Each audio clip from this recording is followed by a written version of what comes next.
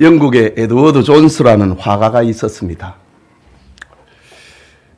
그가 하루는 시집간 딸의 집을 방문을 했는데 마침 손자가 잘못을 저질러 엄마에게 벌을 받고 있었습니다. 서양에서는 아이에게 벌을 줄 때에 대개 벽 쪽을 바라보고 서 있게 만듭니다. 벌을 서고 있던 아이는 할아버지가 오셨으니 도와줄 거라 생각을 하고 기다렸는데 할아버지는 아무것도 해주지 않고 그냥 가시는 겁니다. 그런데 그 다음날 아침입니다. 할아버지 에드워드는 페인트를 가지고 와서 손자가 벌을 서면은 보게 될 하얀 벽에 그림을 그리기 시작했습니다. 자기 꼬리를 물고 뱅뱅 돌아가는 고양이 그림, 초원에서 풀을 뜯고 있는 양 그림, 금붕어가 자유롭게 노는 그림, 이런 그림을 아이가 벌을 서면은 쳐다보게 될 그 하얀 벽에 그려주셨습니다. 다음에 벌 받을 때는 아무것도 없는 흰 벽만 보고 서 있지 말고 재미있는 그림을 보고 상상하게 하시는 할아버지의 교육이었습니다. 할아버지의 교육 방법이 얼마나 지혜롭습니까?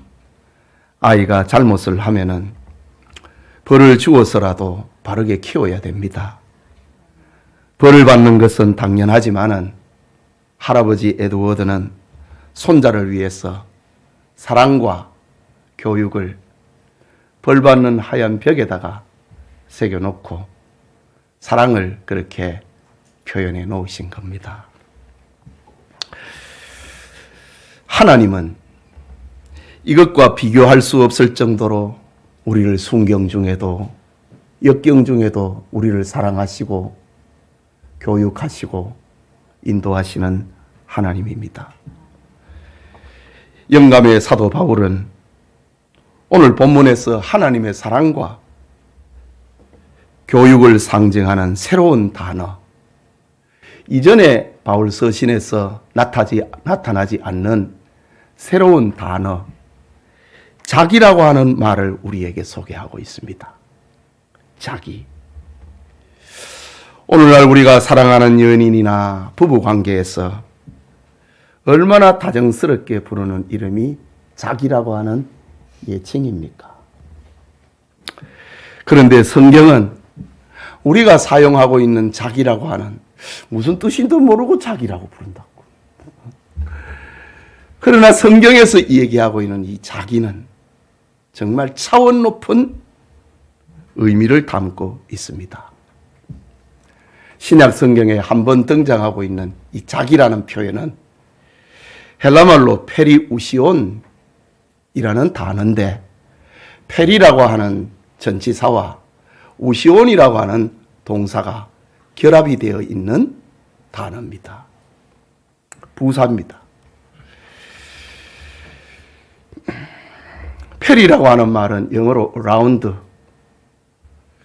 둘러산다는 뜻이고, 우시온이라고 하는 말은 영어로 to be, 존재한다는 뜻입니다.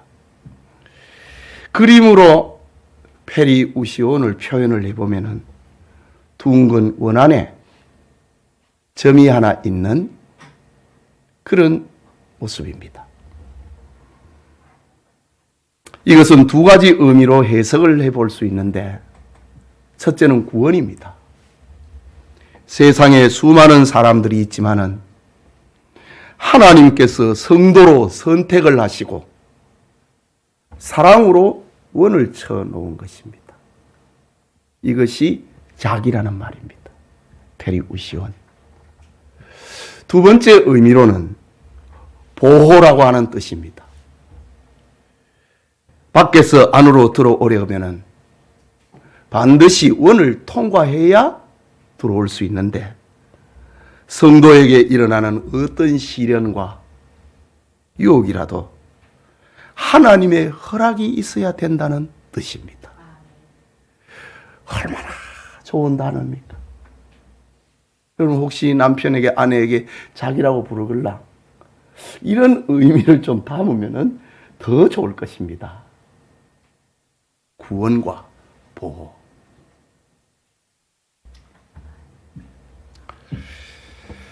오늘은 이 신비한 뜻을 가지고 있는 페리우시온, 자기라고 하는 말씀을 중심으로 새해 첫 주일 아침에 하나님의 자기 백성이라고 하는 제목으로 말씀 받고자 합니다. 말씀을 듣는 우리 모두에게 하나님의 은혜가 임하기를 소원합니다. 먼저 자기 백성을 만드시는 하나님의 사랑입니다. 본문 11절에 모든 사람에게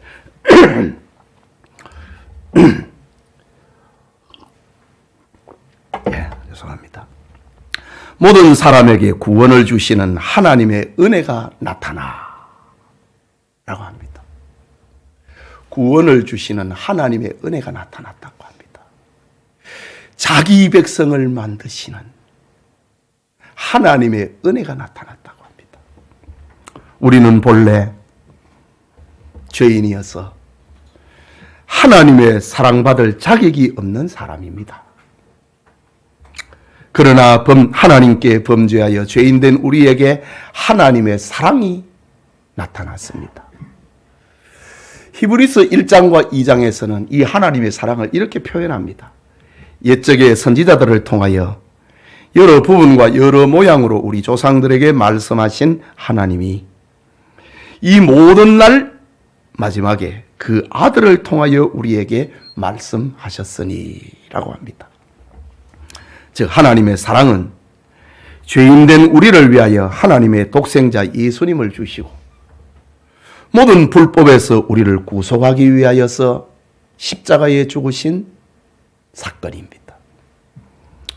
이사야 선지자의 표현대로 이 하나님의 나타난 사랑을 표현하면은 이사야 53장의 말씀이지요. 그가 찔림은 우리의 허물을 인함이요 그가 상함은 우리의 죄악을 인함이라. 그가 징계를 받음으로 우리가 평화를 누리고 그가 채찍에 맞음으로 우리가 나음을 입었도다. 이사야 선지자는 이 나타난 하나님의 사랑을 이렇게 표현합니다. 사도 바울은 로마서 5장에서 하나님의 사랑을 또 말합니다. 우리가 아직 연약할 때에 기약대로 그리스도께서 경건하지 않은 자를 위하여 죽으셨도다. 우리가 아직 죄인 되었을 때에 그리스도께서 우리를 위하여 죽으심으로 하나님께서 우리에 대한 자기의 사랑을 확증하셨느니라. 우리가 원수 되었을 때에 그의 아들의 죽으심으로 말미암아 하나님과 화목하게 되었은즉 우리가 연약할 때에 우리가 죄인 되었을 때에 아니 우리가 하나님과 원수 되었을 때에 그리스도께서 우리를 위하여 죽으심으로 하나님의 사랑을 이 세상에 나타내셨다라고 말하고 있습니다. 여러분, 우리를 향한 하나님의 사랑은 하나님의 독생자 예수 그리스도를 주심으로 나타났습니다. 우리를 향한 하나님의 사랑 고백은 예수 그리스도가 십자가에 죽으심으로 나타내셨습니다. 사랑 고백입니다. 하나님의 그 사랑으로 우리는 하나님의 진노 아래서 해방이 되고 죄를 용서받고 구원을 얻게 된 것입니다. 에베소서 2장 8절에는 너희는 그 은혜에 의하여 믿음으로 말미암아 구원을 받았으니 이것은 너희에게서 난 것이 아니요 하나님의 선물이라. 우리가 은혜로 구원받았다고 합니다. 하나님이 우리에게 은혜를 주셨는데 그것을 믿음으로 우리가 구원을 받았다. 그러면서 그 믿음도 하나님이 우리에게 주신 선물이다 라고 말합니다. 그렇습니다. 우리는 오직 하나님의 은혜를 믿음으로 우리는 구원을 받았습니다. 하나님의 주권적인 사랑으로 우리는 하나님의 자기 백성이 되었습니다. 페리우시온, 자기 백성이 되었습니다. 하지만 이것으로 하나님의 자기 백성 된 것이 끝난 것은 아닙니다. 이제 시작입니다. 우리가 예수님을 구주로 믿는다. 이제 시작입니다. 구원받은 하나님의 사람의 시작입니다. 우리는 계속해서 하나님의 자기 백성이 되어가야 됩니다.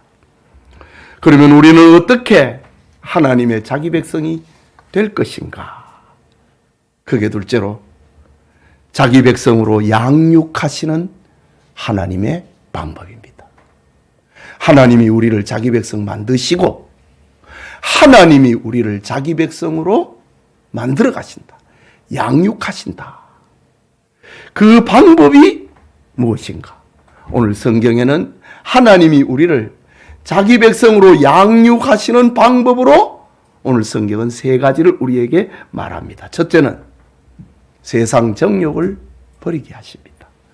읽은 12절 말씀입니다. 우리를 양육하시되, 우리를 양육한다고 합니다. 구원받은 우리를 양육하신다고 합니다. 우리가 아이들을 키우잖아요. 아이들을 키우는데 애들이 양육을 안 받으려고 하는 아이들이 있다고. 그거 얼마나 속이 상합니까? 하나님이 우리를 양육하신다고 합니다. 어떤 방법으로? 우리를 양육하시되 경건하지 않은 것과 이 세상 정욕을 다 버리게 하신다. 경건하지 않은 것.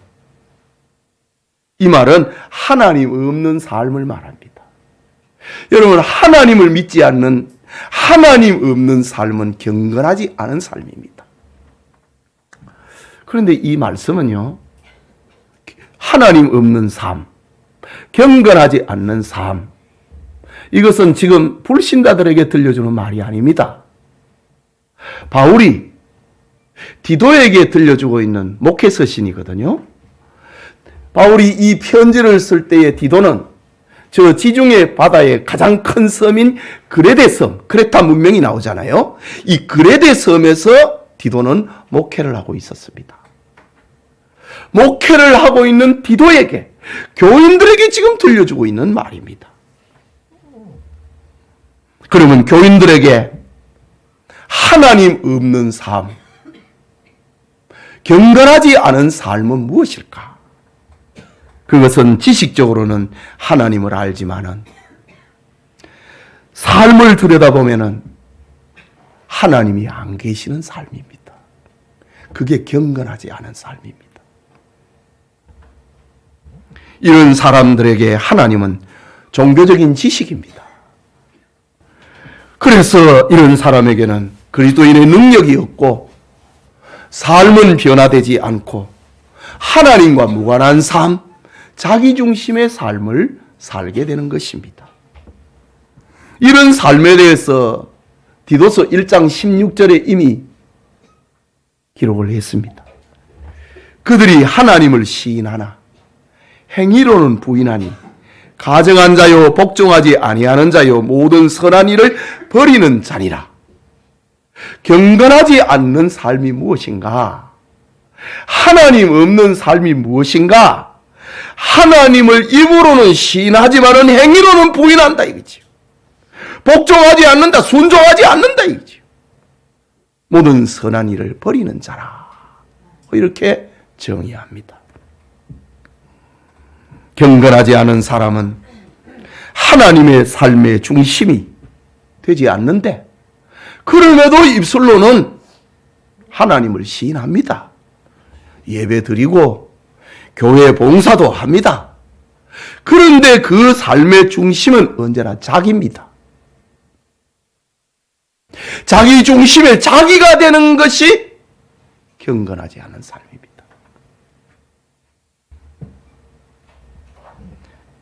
하나님 없는 삶입니다. 하나님은 우리를 자기 백성으로 만들어 가시는 방법으로 이처럼 경건하지 않은 것, 하나님 없는 삶을 버리라고 하십니다. 우리 사영리 전도 책자에 보면은 예수님을 영접하는 단계에 오면은 하트를 이렇게 그려놓고 가운데 의자를 놔둡니다. 여기에 누가 앉을 것이냐?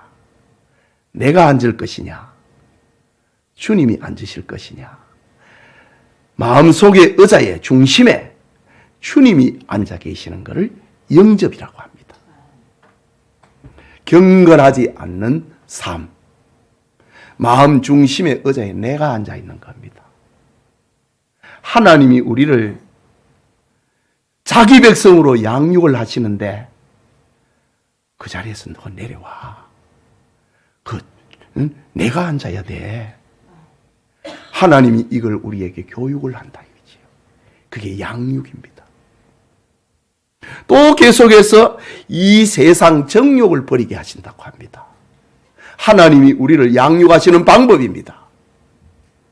여기 세상 정욕이라고 하는 말은 세상이 목표가 되고 목적이 되는 삶을 말하는 겁니다.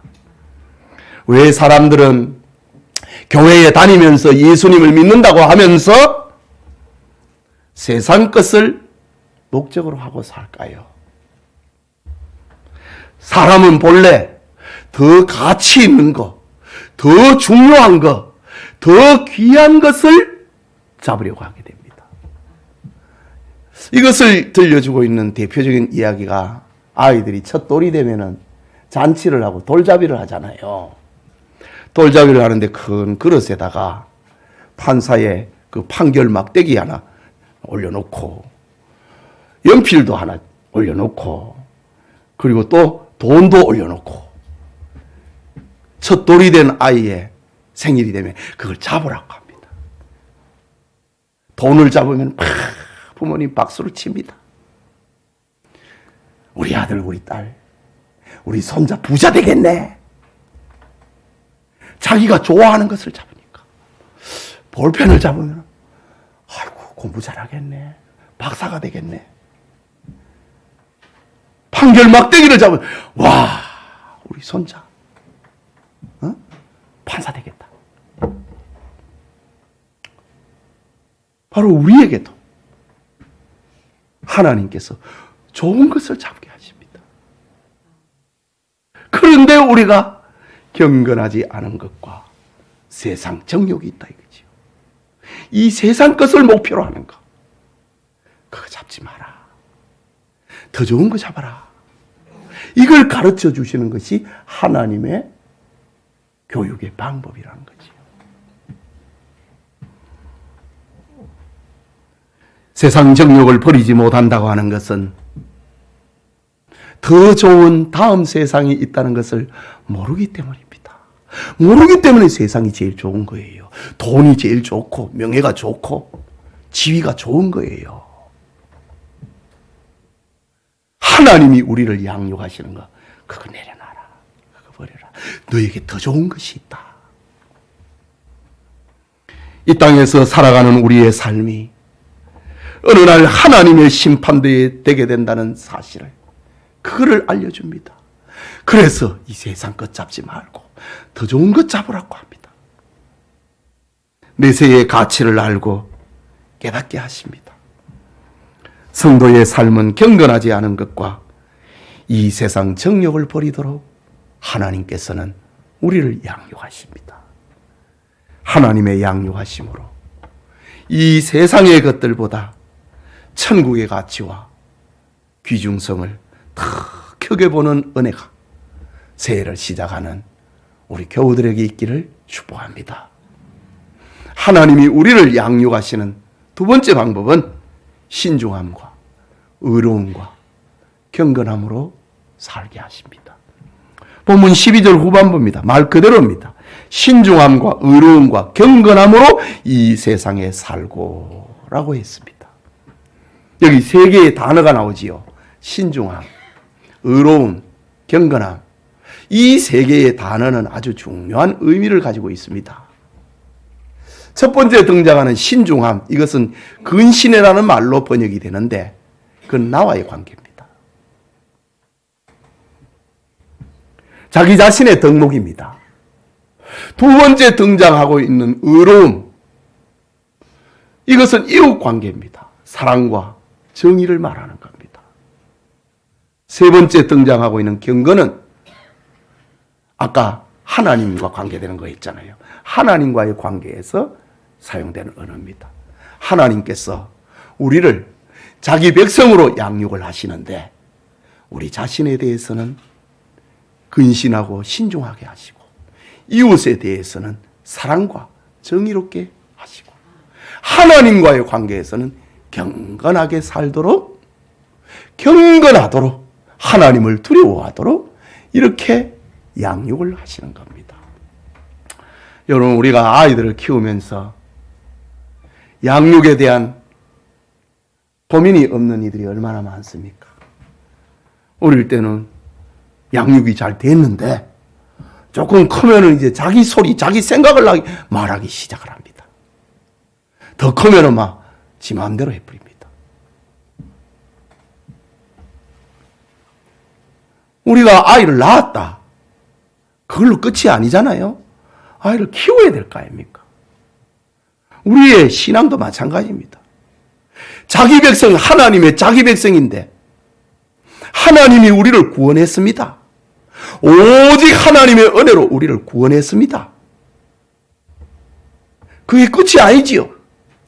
하나님 앞에 양육을 받아야 된다고. 그런데 요즘 교인들은 양육을 안 받으려고 그래요.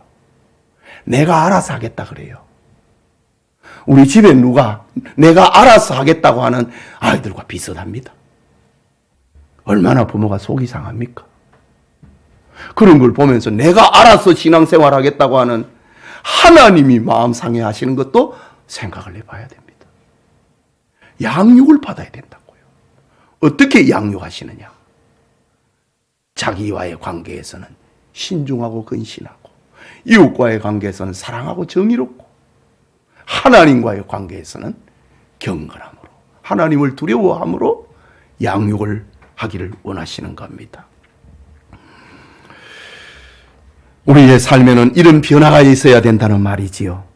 자기 욕심을 절제하고 근신하고 신중해야 됩니다.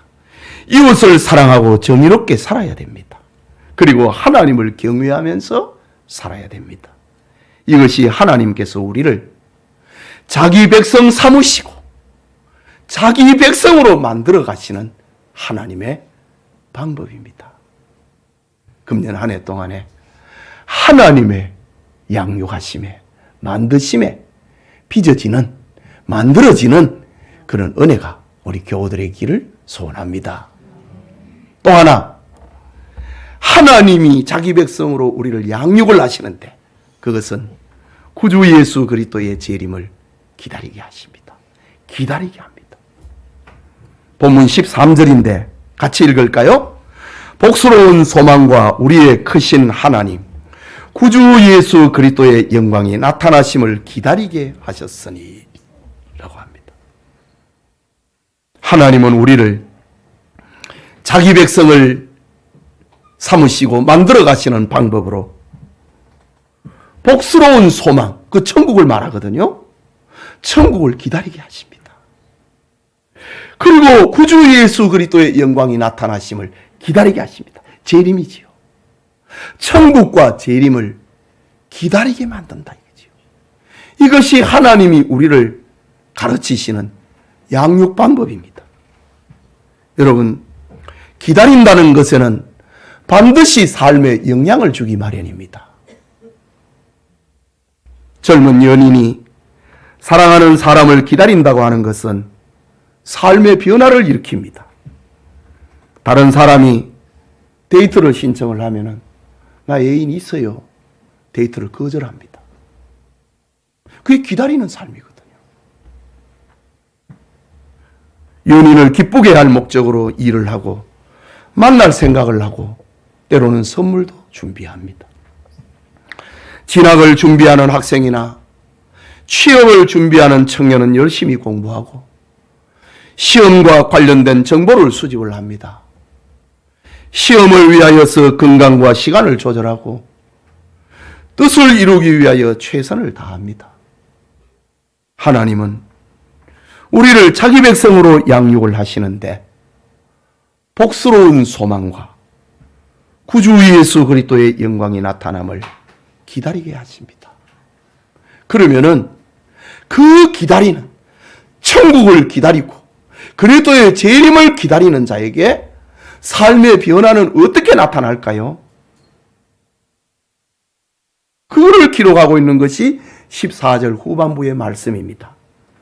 선한 일을 열심히 하는 자기 백성이 되게 하려 하심이라고 합니다.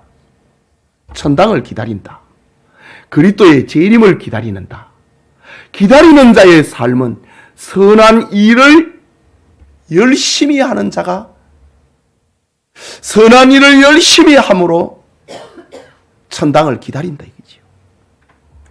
여기 열심이란 말도 아주 재미있는 뜻을 가지고 있습니다.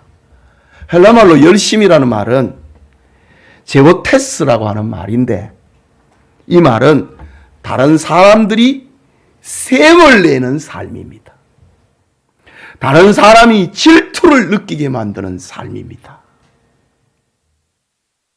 말하자면 천국을 기다리고 그리스도의 재림을 기다리는 사람들은 세상 사람들이 셈내고 세상 사람들이 질투하는 삶을 산다 이거죠. 그런 삶에 열심을 낸다고 합니다. 그 삶이 무엇일까요? 주의를 성수하는 겁니다.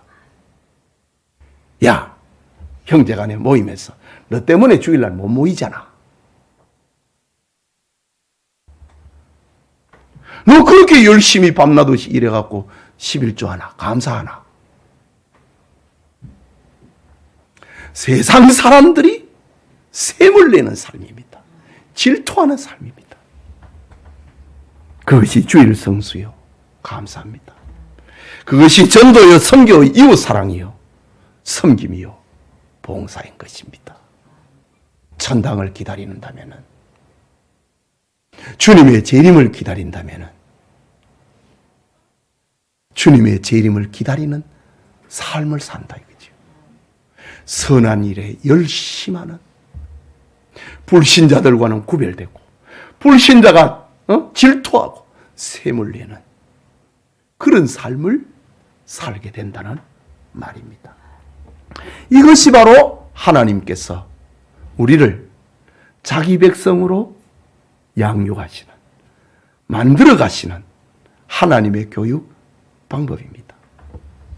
하나님은 우리에게 천국 소망과 그리스도의 재림을 기다리는 자로서 선한 일을 열심히 하는 자기 백성으로 살게 하십니다. 사랑하는 성도 여러분, 유명한 작가 필립 얀시의 작품 가운데 하나님, 당신께 실망했습니다 라는 책이 있습니다. 지금도 서점가에서 구할 수 있는 책입니다. 독실한 기독 신자였던 필립이 이런 자극적인 책을 쓰게 된 동기는 많은 사람과 상담을 하던 중에 의외로 하나님께 실망한 사람들이 많았기 때문에 이 책을 쓰게 되었다고 합니다. 어떤 사람은 기도를 많이 했는데 하나님께서 자기 기도를 들으지 않아서 실망했다. 어떤 사람은 교회 일을 열심히 하고 선한 일도 많이 했는데 하나님이 모른 척 했다고 실망했다. 어떤 사람은 너무 억울한 일을 당해서 하나님께 간구하고 호소했는데 풀어주지 않아서 나는 실망했다. 어떤 사람은 하나님은 온갖 요구와 규제를 우리에게 강요하시면서 정작 우리가 도움을 필요로 할 때는 침묵하시기 때문에 나는 하나님께 실망했다 라는 겁니다. 그런데 필립 얀시는 하나님께 실망한 사람들의 이야기를 그것으로 끝내지 않고 희망과 감사로 그 책을 매듭을 짓습니다. 하나님께 실망했던 사람들의 공통점이 있었습니다. 그것은 모두 이 세상의 것만을 생각을 하고 천국 소망과 그리스도의 재림에 대해서는 관심이 없다고 하는 겁니다. 천국 소망과 그리스도의 재림에 대해서 관심이 없고 이 세상의 것에 몰입이 되어 있으니까 하나님, 당신께 실망했습니다.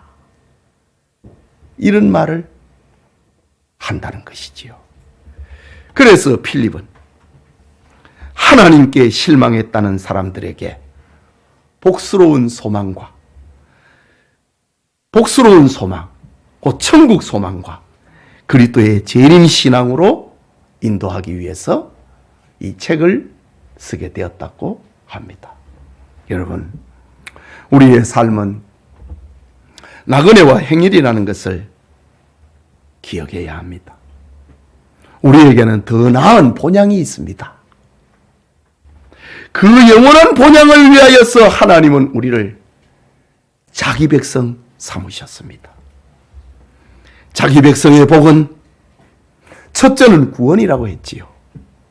세상에 수많은 사람들이 있지만 우리는 하나님께 자기 백성으로 선택되어 사랑으로 둘러싸인 자가 되었습니다. 그리고 또 하나는 보호라고 했습니다.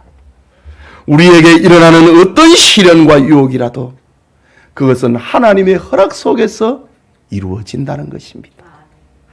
그러니 얼마나 우리가 든든합니까? 어려운 일을 만나도 하나님의 허락 속에서 되는구나. 그러니 절망하지 않을 수 있다는 것이죠. 출애굽의 지도자였던 모세는 임종을 앞에 두고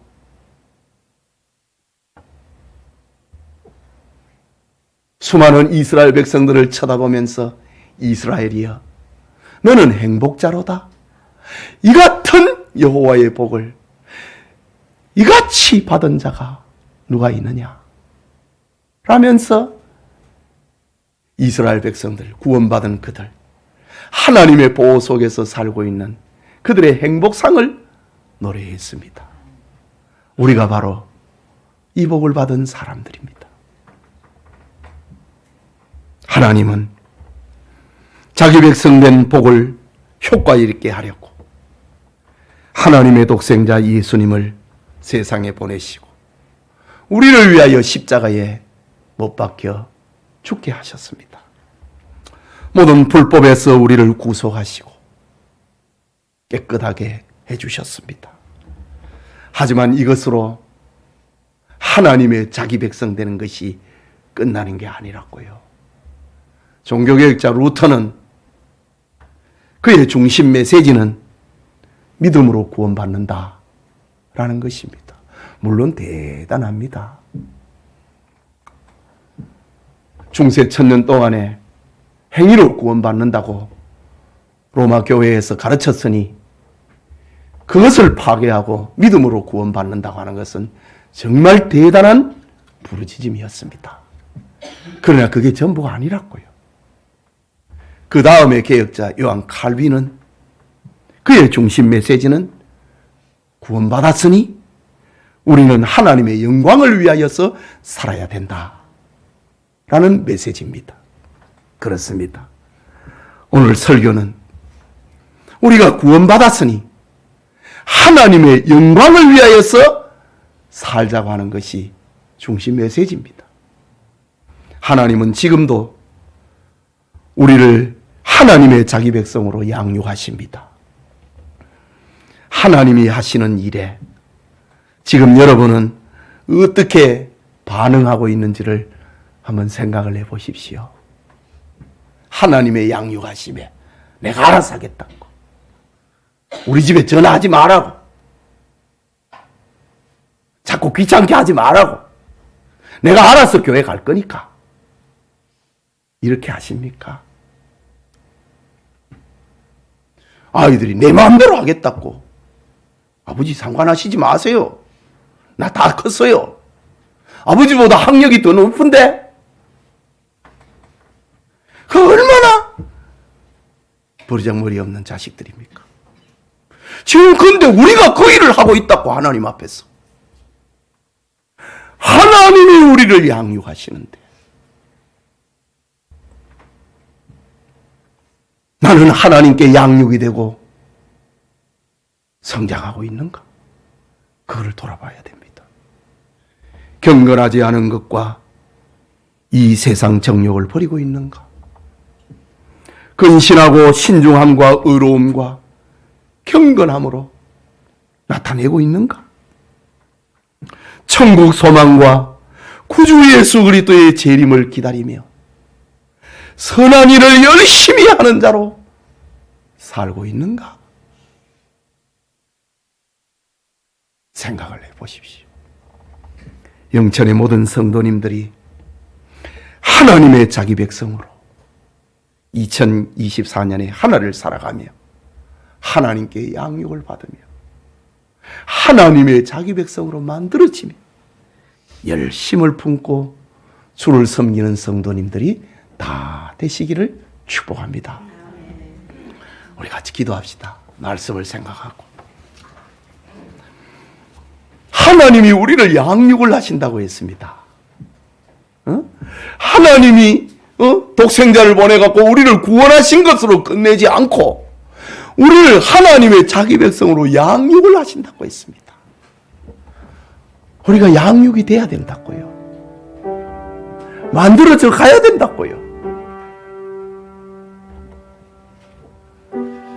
말씀을 생각하면서 금년 한 해 동안에 하나님의 자기 백성으로 잘 양육을 받는 한 해가 되게 해달라고 기도합시다.